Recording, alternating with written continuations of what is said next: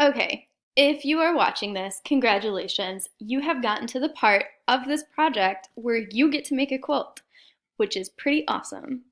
So, we are first going to look at these traditional nine patch patterns, I guess, on this page.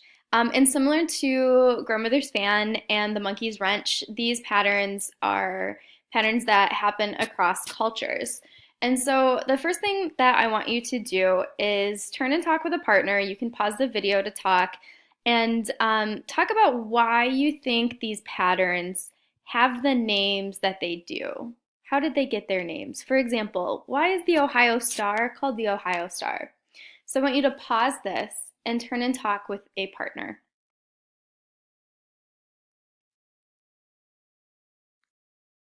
Okay, welcome back. Next, I'm going to have you talk with a partner. What are some similarities and differences among the patterns? For example, I'm already noticing that Storm at Sea and Weather Vane are a little bit similar, but I can't put my finger on it. Maybe if I was talking with a partner, it would be easier for me. So turn and talk with a partner and pause this video. What are some similarities and differences among the patterns?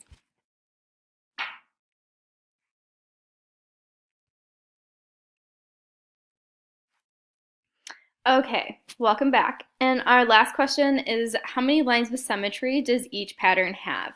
So turn and talk with your partner one last time and discuss the lines of symmetry for each of these patterns.